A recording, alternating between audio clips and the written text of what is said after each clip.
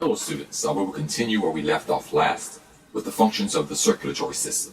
In the last lecture we identified three functions: transport, protection, and regulation. We're going to first start off with transport. There are many transport functions of the circulatory system. However, in this lecture we will only identify about 4 of them. The first transport function of the circulatory system involves the transport of nutrients from the digestive system to the tissues of the body. I'm going to first identify the components involved in this function, and then I will come back and explain how it works. Let's identify those components here.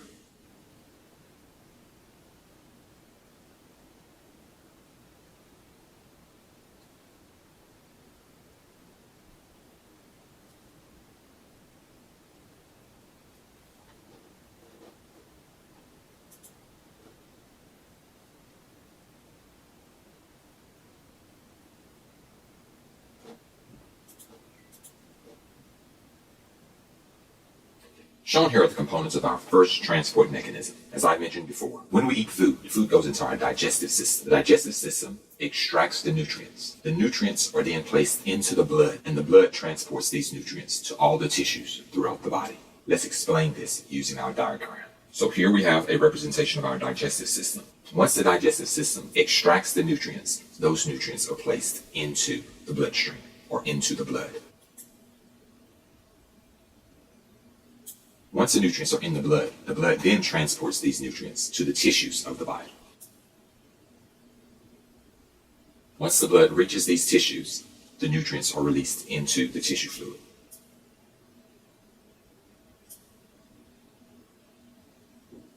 So this first diagram represents the transport of nutrients from the digestive system to the tissue fluids of the body. And this is our first transport mechanism. Let's identify our next transport mechanism. As before, let me identify the components first.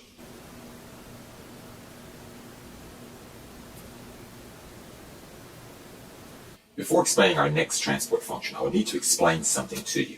When you eat food, the food goes to your tissues. Then the tissues of your body, or the cells in the tissues of your body, need to burn this food. In order to do this, the cells have to have oxygen. Think about it like this. If you have a fireplace, you can have wood to place on the fire, you can have a match to light the fire. You could also have kerosene as an accelerant. But if you don't have oxygen, you can't burn the wood to extract the energy. In the same way, you can eat as much food as you want, but if you don't breathe in oxygen, you can't burn the food to extract the energy from the food. And so in addition to eating food, we also need to breathe oxygen. And so this oxygen needs to be transported from the lungs into the tissues of the body. And again, this is done by the blood. Let's explain this using the illustration. When we breathe, oxygen goes into our lungs. The oxygen is then placed into the blood. Once the oxygen is placed in the blood, then the blood travels to all the tissues throughout the body. Once the oxygen makes it to the tissues of the body, then the blood releases the oxygen into the tissue. And this is our second transport function, the transport of oxygen from the lungs into the tissues of the body. Our third transport function is very similar to this one. Once the nutrients have been oxidized, then the gas carbon dioxide has been formed. Carbon dioxide can be toxic to the tissues of the body, and so a mechanism needs to be in place to remove the carbon dioxide from the tissues of the body. And again, this is done by the blood. Let us illustrate the component first. When CO2 or carbon dioxide is formed in the tissue, it is exported to the blood.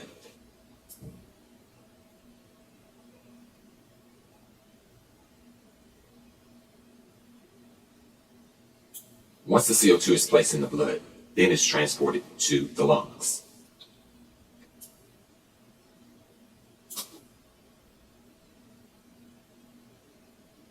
Once the carbon dioxide reaches the lungs, then it is placed into the lungs so that it can be exhaled.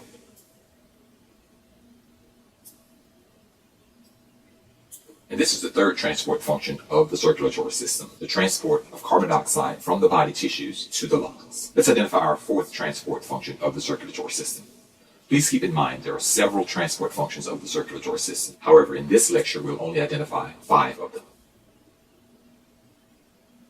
Before drawing the components, let me first explain our next transport function in the context of this discussion. When we eat food, our digestive system extracts the nutrients, and those nutrients are transported to the body tissues by the blood. Also, when we breathe, the oxygen goes to our lungs, and that oxygen is transported to our body tissues by the blood. The oxygen is used to burn the food, to extract the energy. heat energy. Some of that heat energy is converted into ATP, which we use to move. Some of that heat energy is lost. We have to remove the heat energy that accumulates in our body. And this is done by the blood. The blood transports this heat to the surface so that it can be released from the body. Let's identify the components involved.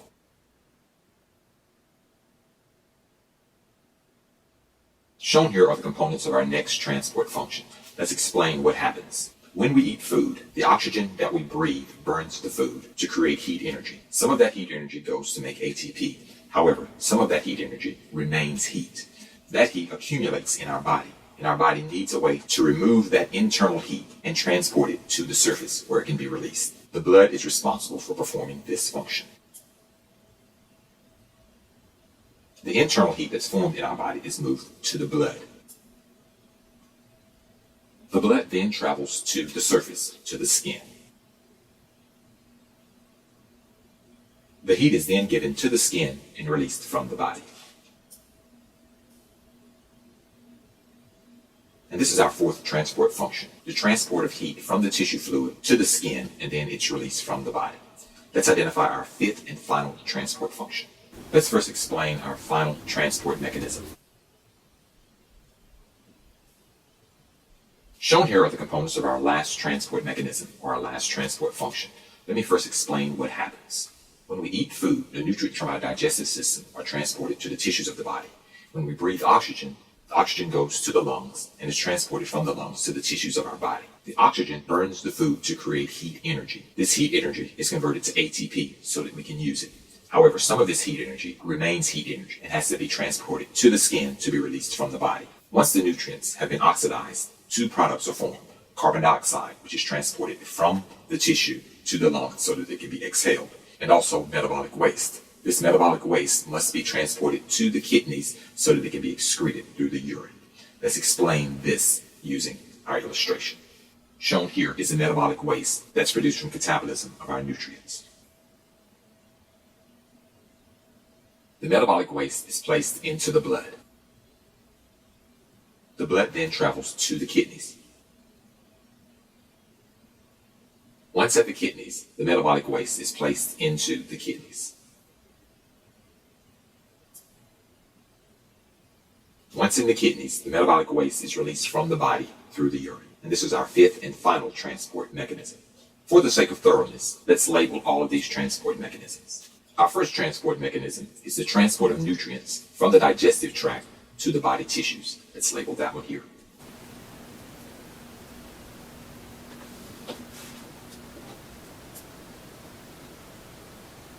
Our second transport mechanism is the transport of oxygen from the lungs to our body tissues. Our third transport mechanism was the transport of carbon dioxide from the body tissues back to the lungs.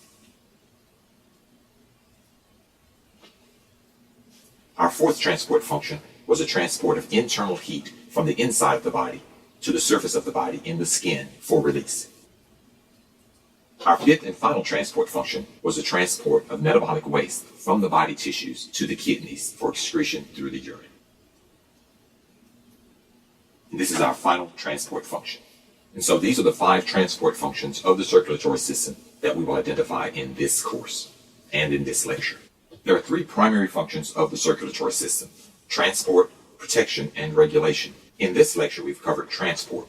Remember, there are many transport functions of the circulatory system. However, for this course and for this lecture, we have only identified 5 of them: transport of nutrients, oxygen, carbon dioxide, heat, and metabolic waste. In subsequent lectures, we will cover protection and regulation. And so this concludes our discussion of the transport functions of the circulatory system, and it also completes this lecture. I hope that you've learned a lot.